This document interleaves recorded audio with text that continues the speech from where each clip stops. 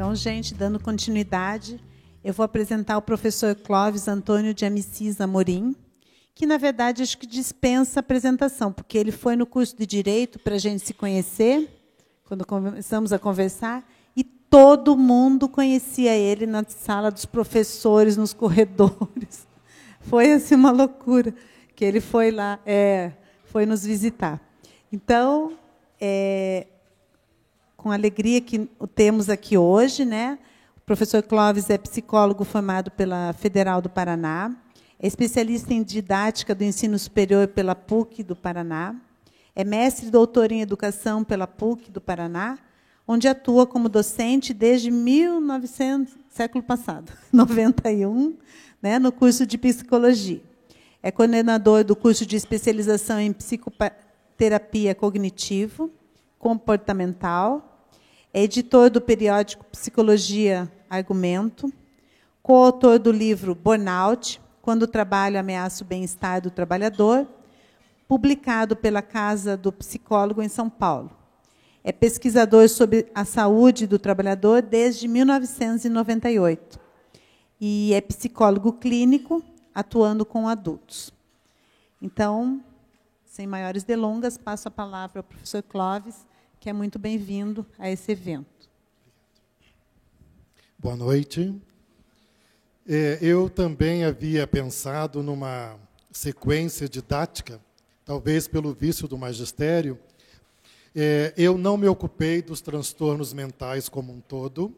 Eu fiz um recorte de um tipo de transtorno específico, que tem sido nosso objeto de estudo no departamento e de outros colegas também, que é o estresse crônico ou a síndrome de burnout, também conhecida na legislação como sensação de estar acabado.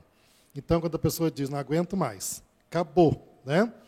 Aliás, no texto da lei diz, né? Sensação de estar acabado. A Gazeta do Povo, quando impressa, publicou um artigo que se chamava Pressão no Trabalho causa distúrbios mentais. E trazia lá uma série de dados. Por exemplo, em 2011, mais de 111 mil pessoas foram afastadas do trabalho por problemas de saúde mental. No estado de São Paulo, em 2012, por dia, eram afastadas 92 pessoas com problema de natureza emocional somente no magistério. Então, vocês pensem, eu, quando olhei o número, eu tive dúvidas. Eu escrevi por extenso, para ver se não era 29, eu tinha trocado, né? 92 pessoas por dia. Imaginem quantas classes sem aula, quantos alunos sem matéria. E o Estado é moroso, até conseguir o substituto, quanto tempo se perdeu e o cronograma não para. O prejuízo é impensado. A professora Marilda Lippe é a nossa principal estudiosa do estresse no Brasil. Os seus estudos todos têm apontado, talvez, que tenha maior incidência de estresse. As variáveis são múltiplas.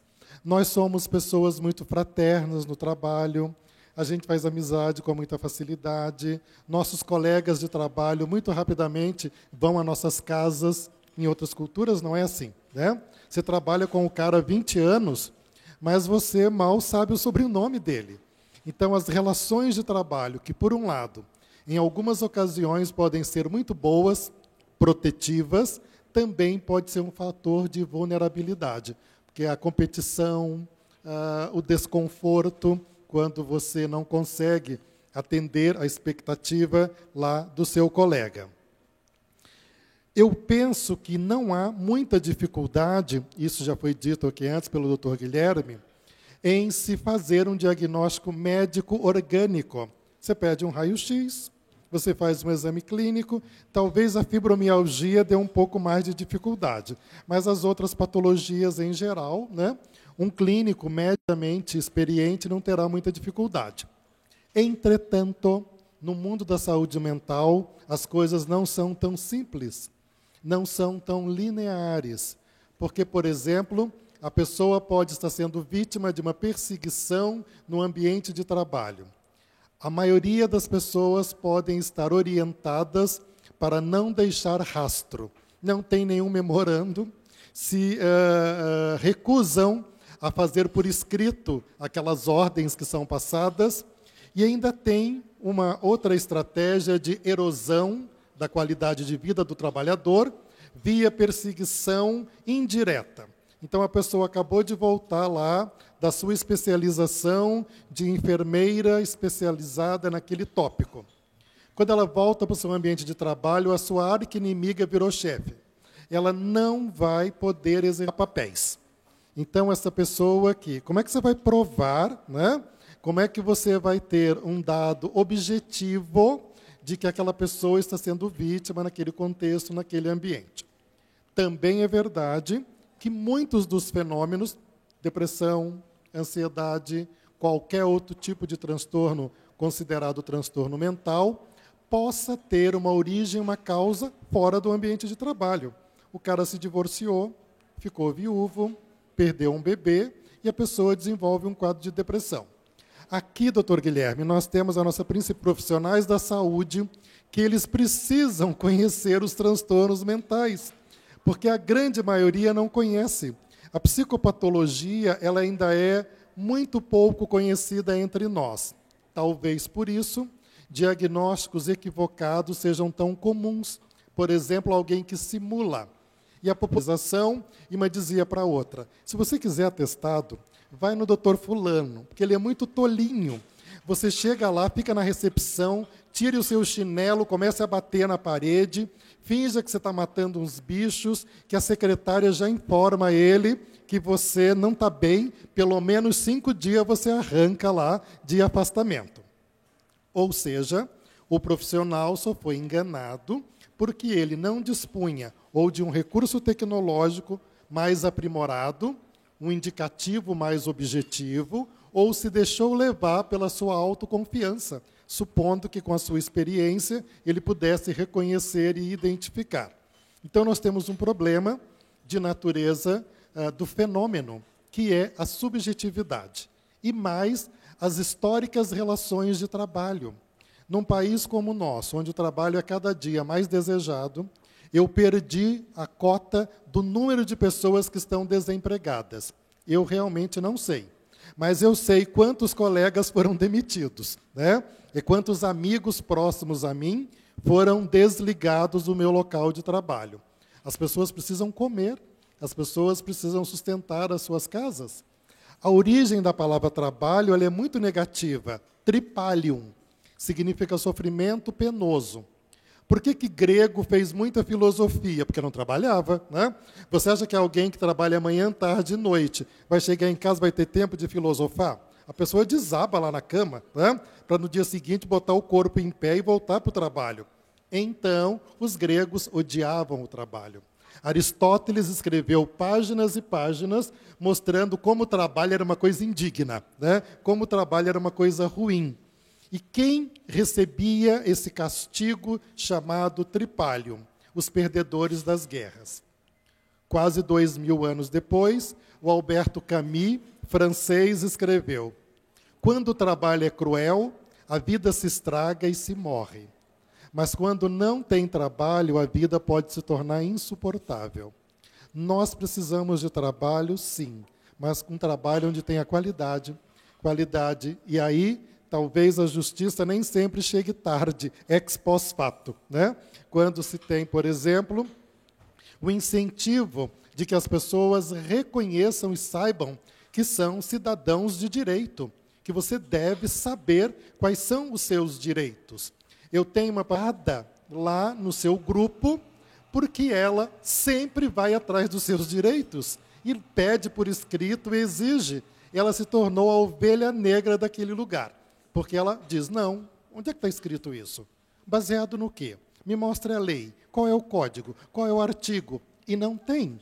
E as outras pessoas não sabem. A maioria de nós desconhecemos o quanto e como nós podemos, em termos de saúde e de saúde mental, sermos amparados pela própria lei. Então, talvez, para alguns de nós, a relação não seja tão simples, Porque você lida num campo minado chamado relações subjetivas. Você e não gostar de você, simplesmente porque não vai com a sua cara. Você não precisa ter feito nada. Quem mandou você nascer, né? Já é o suficiente para você receber toda uma carga de raiva, de ódio, de perseguição daquele lugar. Eu posso dar um depoimento pessoal, que há 20 anos atrás fui trabalhar numa instituição e o meu chefe lá era um semideus. E ele continua vivo até hoje, e se eu tiver uma doença grave, quero ser tratado por ele. Mas ele era verdadeiramente um cavalo vestido. Ele gritava todas as pessoas naquele ambiente de trabalho. No primeiro dia que ele me gritou, eu não sabia que ele era um semideus. E eu, jovem, tive coragem de dizer a ele: eu não te autorizo a gritar comigo. Você grite com quem você quiser, mas comigo, não. Hoje eu não teria coragem de dizer isso a ele. Na época eu tive. E depois virou uma coisa assim, cênica, porque ele berrava todo mundo: fulano, fulano, Clóvis, fulano, fulano. Então parece que em algumas relações, onde há opressão e oprimido, pode haver também a parte do oprimido. O oprimido também pode se submeter e aceitar, conscientemente ou não, ocupar aquele lugar e ficar ali naquele contexto. Estamos fora das variáveis objetivas. Não estou discutindo a necessidade de sobrevivência. Estou falando das diferenças individuais. Cada pessoa é única, singular, tem uma história, tem um conjunto de valores que vai da religião à política. Então, é provável que estas relações, no mundo do trabalho, passem por gradientes que, objetivamente, a gente não consegue alcançar, a não ser que você esteja imerso na cultura, que você tenha um olhar antropológico. Mas eu desconheço profissionais da saúde que tenham passado uma temporada no contexto, só observando como é que são as coisas. Regra geral, não há tempo para isto, e as pessoas têm muito mais trabalho do que o tempo permite, o volume de coisas a serem feitas. Isso faz com que a gente, às vezes, use uma objetividade num contexto onde ela não é suficiente, ou talvez inadequada. Também é verdade, nós vivemos um tempo de patologização. Em algumas abordagens psicológicas, não importa o que você faça, você vai ganhar uma etiqueta de uma pereba psíquica. Não importa. Se você fizer isso, você é aquilo. Se você fizer o comportamento B, você é outra coisa. E o comportamento C, então, nem te ocorra, né? Essa generalização e quase uma necessidade.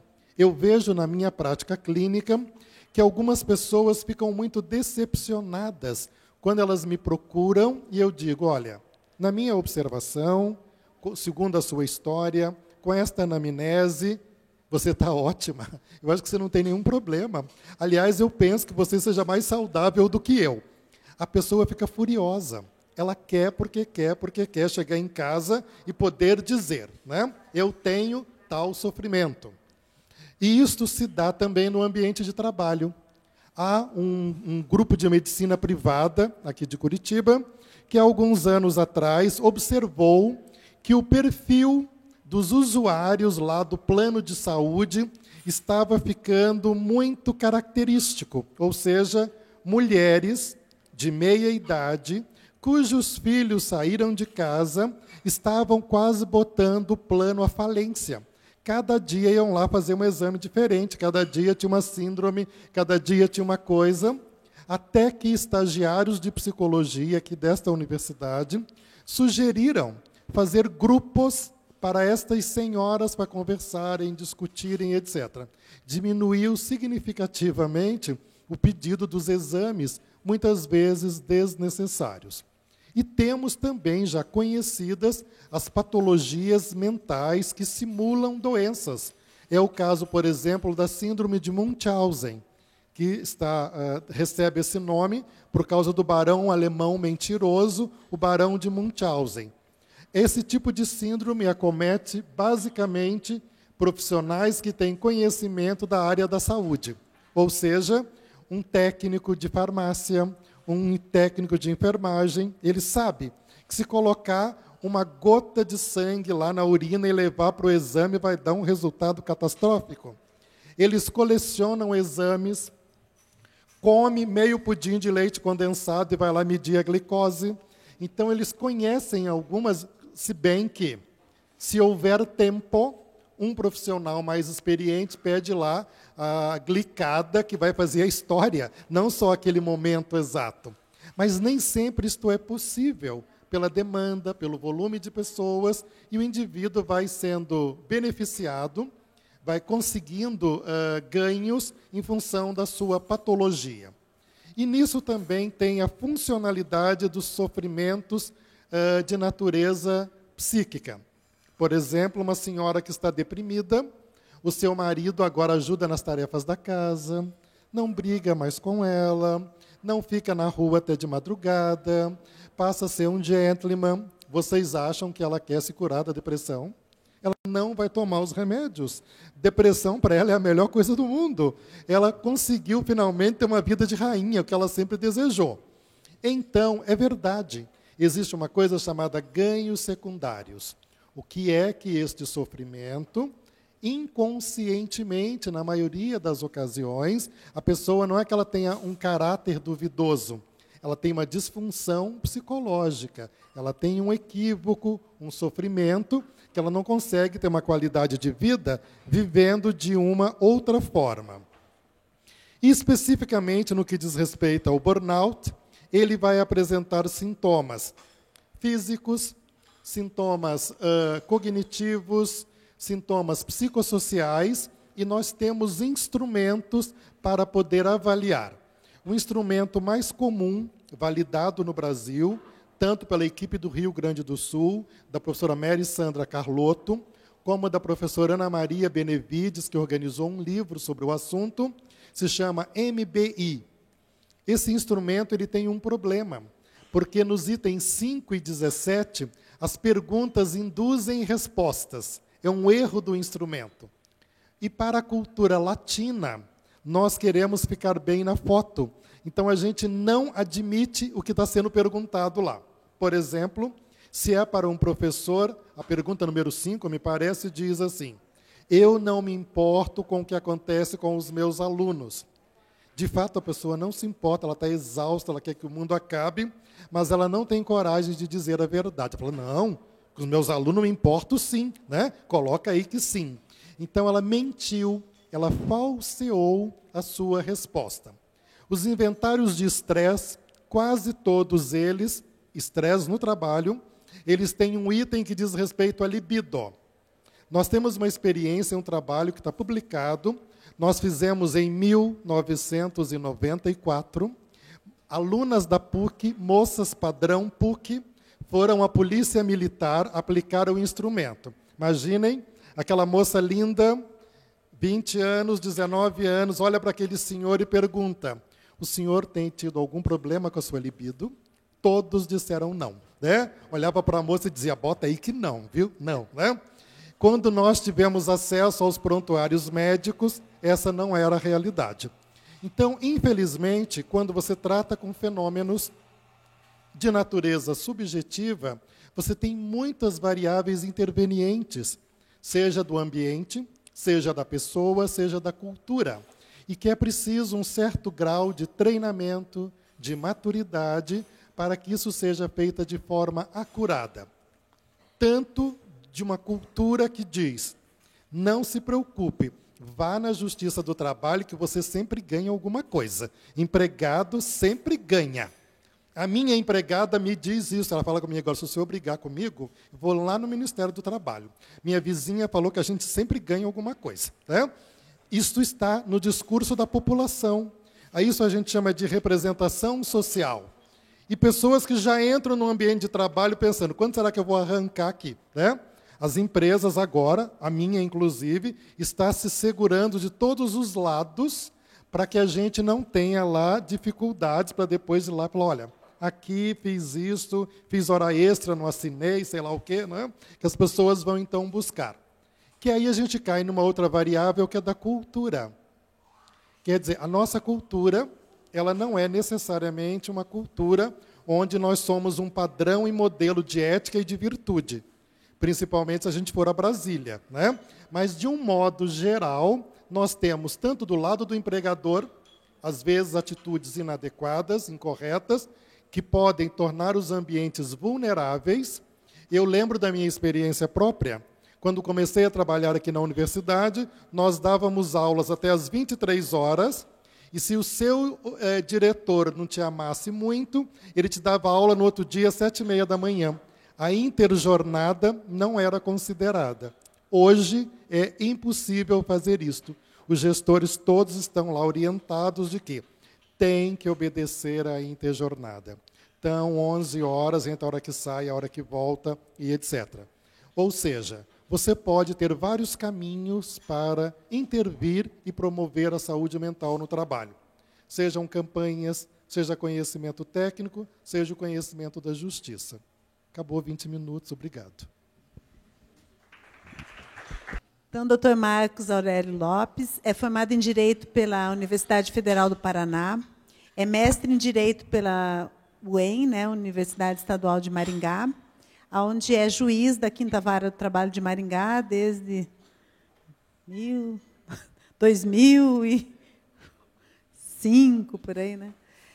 É professor em pós-graduação e é meu colega, gestor no Programa Trabalho Seguro do Paraná, aqui, né, representando o Paraná junto ao Tribunal Superior do Trabalho. Então, o Marcos vai falar sobre a parte mais complexa, que é a reparação, né? Então, já passo a palavra. Obrigado, Valéria. Boa noite a todos. Guilherme, professor Clóvis, a todos aqui que vieram ouvir sobre esse tema que é tão... Está na mídia, está no dia a dia, essa questão dos transtornos mentais, do comportamento, etc. E que nós, na Justiça do Trabalho, enfrentamos isso praticamente todos os dias, né? Então, esse pensamento lá da sua empregada é realmente o pensamento de milhões de empregados, né? Não me canso de repetir, nós temos na Justiça do Trabalho 4 milhões de reclamações trabalhistas no Brasil todo, e em boa parte dessas reclamações trabalhistas, a questão do meio ambiente do trabalho está envolvida, e no meio ambiente do trabalho, a questão das relações das doenças mentais, das doenças ou dos transtornos mentais com o ambiente do trabalho. Para nós, isso é um problema muito complexo, na medida em que isso implica responsabilidade patrimonial, né? Então, a relação, uma vez identificada a relação entre o trabalho e a doença, que tipo de reparação o trabalhador vai ter direito e que tipo de obrigação a empresa deve cumprir por conta disso. E no programa Trabalho Seguro, que tem foco na prevenção, uma preocupação muito grande é como estimular os empregadores a ter uma atitude de prevenção. E aí, a gente vai ver no resultado final lá de um processo em que a empresa trata todos os empregados aparentemente da mesma forma, mas alguns deles adoecem ou são diagnosticados com doença. Vou pegar o gancho aqui do banco. Então, falar de banco é meio complicado, porque, né, como dizia, quem dizia, Groucho Marx, acho que falava isso, atribui-se aí a Groucho Marx, né, o que é um assalto a um banco diante de um banco, né? Então, falar de banco é meio complicado, mas é um bom exemplo, porque, na verdade, na atividade bancária há um aumento assim, exponencial de CDF, que é o do transtorno, episódios de depressão, a partir de um certo momento. E no meu modo de ver, esse aumento no CDF para bancário ocorreu a partir do momento de 2010, praticamente, para hoje, por conta do que você também mencionou, que é o nexo técnico-epidemiológico, que começou a relacionar CID com o CNAE, com atividade econômica, o Cadastro Nacional de Atividade Econômica. E aí o NETEP ele é um sistema que se gera automaticamente. Então, o que aconteceu? Lá atrás, em 2010, relacionaram que banco e transtorno F, CDF, implicava relação no trabalho. E a consequência administrativa disso é que se dispensa CAT. Não há mais comunicação de acidente de trabalho. Aí vai para a perícia médica, o médico vê o que você faz, banco. O que você tem? Eu tenho transtorno, é um episódio depressivo. Ah, então é acidente de trabalho. E aí, com isso, o índice de notificações de CDF na atividade bancária aumentou enormemente. Sendo que o risco desse CDF não bancário, pelos estudos lá do Ministério do Trabalho, é de 500%. Banco é uma loucura. Banco é trabalhar, ser louco. E aí, quando você vai analisar a atividade do bancário, usando o bancário só como um paradigma aqui para dar criar uma reflexão sobre isso. Hoje o bancário trabalha sentado, numa estação de trabalho ergonomicamente adaptada, no ar-condicionado, ele atende uma fila que tem uma senha, ele não tem lá 150 pessoas numa fila para atender, ele tem uma porta de segurança para impedir que os assaltantes entrem, tanto é que os assaltantes não entram mais no banco enquanto ele está funcionando, eles vão explodir o caixa eletrônico, quer dizer, o método mudou. Quer dizer, ele trabalha 6 ou 8 horas, e aí ele fica doente mentalmente. No passado, quando se ia lá, entrava numa agência do Banestado, você tinha uma bateria de 40 caixas. 40 filas com 100 pessoas em cada fila no dia do pagamento do aposentado. Eles tinham que autenticar o documento e ficavam com a mão suja de papel carbono. Alguém lembra o que é papel carbono? Já ouviram falar em papel carbono? Lembra? Carbono não é do período carbonífero, não, lá no Pleistoceno. Papel carbono. Eu nunca vi uma reclamação trabalhista de alergia ao papel carbono. De doença profissional por alergia ao papel carbono. Ou de ler por ter... Tinha um tempo que a máquina de autenticar ela era a manivela. Nunca vi ler por conta da máquina de autenticar, que era com manivela, ou porque ela tinha um teclado muito duro, porque era mecânica. Certo? Hoje eu tenho reclamação trabalhista por ler, porque o atendente vou mudar de profissão agora, a caixa do supermercado, tinha que passar o cartão na maquineta do cartão de crédito. E aí, como a maquineta estava um pouco acima de 60%, de 60 graus, então ela tinha uma sobrecarga de acrômio. Conhece sobrecarga de acrômio? Acrômio clavicular. Ela era caixa de supermercado e tinha problema no ombro, porque passava o cartão magnético. Então, veja bem, esse tipo de situação, onde nós chegamos nesse ponto? Nós chegamos no ponto em que não é que o trabalho é difícil, não é que o trabalho adoece, é que as pessoas têm uma percepção diferente sobre o sentido do trabalho. Enquanto nós estávamos num tempo em que, para você ter acesso a determinados tipos, a determinados alimentos, você precisava plantar. E quando você falou isso, eu lembrei assim, o sujeito para plantar, ele precisava do cabo da enxada. Ninguém ficava doente por conta de transtorno mental. A partir do momento em que você, por meio do iFood, você tem 5.000 calorias na porta de casa só para passar no cartão, aí você começa a ter transtornos mentais. Certo? Então essa na verdade, não é o trabalho, no meu modo de ver, de leigo nessa área, na verdade, né, de ouvir dizer muito, quando a gente ouve nos processos, essas questões enfim, da vida, de relação que a gente tem. é de que o sentido do trabalho muda. A pessoa se entendia mais com o trabalho, a pessoa se entendia consigo mesmo. Essa questão que foi mencionada com relação ao acesso à informação, ao excesso de informação, isso nos dá uma sensação de que o mundo, a gente nunca vai alcançar as coisas do mundo. Tem tanta informação aqui dentro, num lugar tão pequenininho, e a gente nunca vai saber tudo. Isso nos dá uma angústia muito grande. E aí essa angústia gira o quê? Transforma o quê? Transforma na medicalização da tristeza. Né?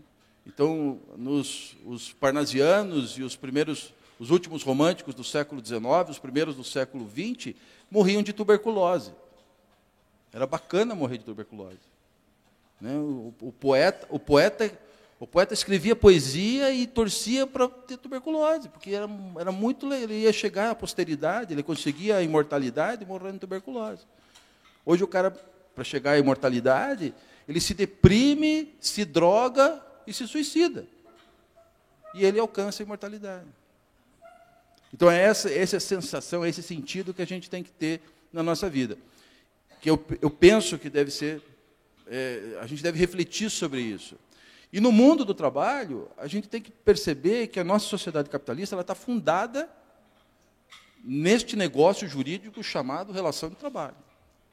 Nós só chegamos a este ponto de evolução, só podemos usar iPhone e dirigir automóvel, porque nós estamos baseados numa relação, num negócio jurídico, num negócio econômico, chamado relação de trabalho. E se nós demonizarmos essa relação, a gente nega a própria situação que a gente vive, o próprio mundo em que a gente vive atualmente. Então, a gente tem que tomar cuidado com esse tipo de relação. E a nossa preocupação do Programa Trabalho Seguro, voltando à Terra, né, depois dessa divagação extraterrestre, é fomentar nas empresas a preocupação com a prevenção disso. Então, ela não pode provocar esse tipo de situação, ela não pode ser parte do problema, ela tem que ser parte da solução. E se eu fizer uma relação muito direta entre trabalho, causa, doença, uma relação, não só uma relação,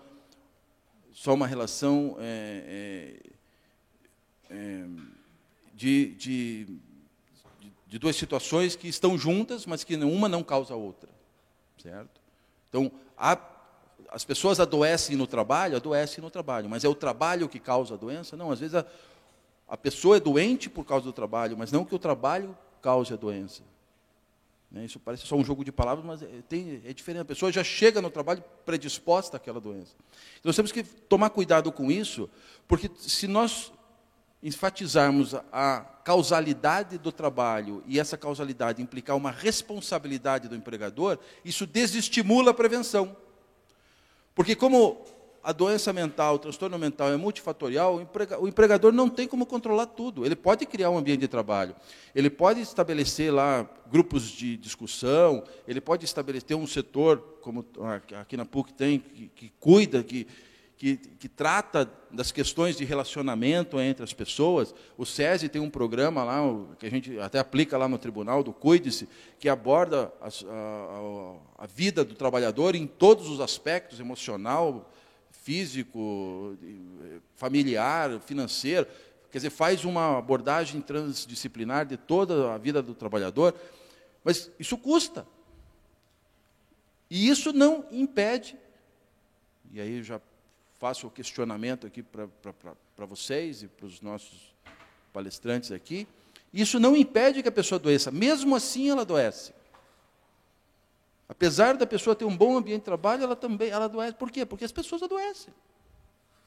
Elas adoecem. Às vezes, sem ter nenhum tipo de motivo externo. Adoecem porque isso é do ser humano.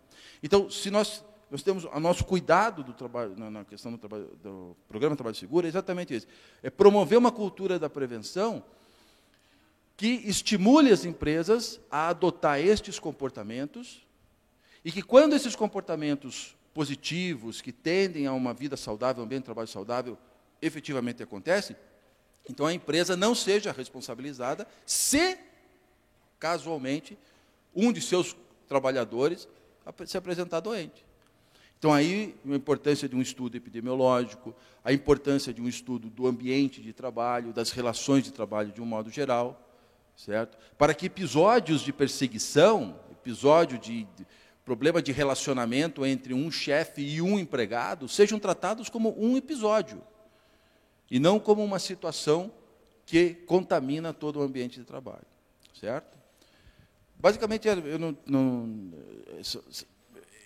nessa linha que a gente trabalha, é essa perspectiva que a gente tem.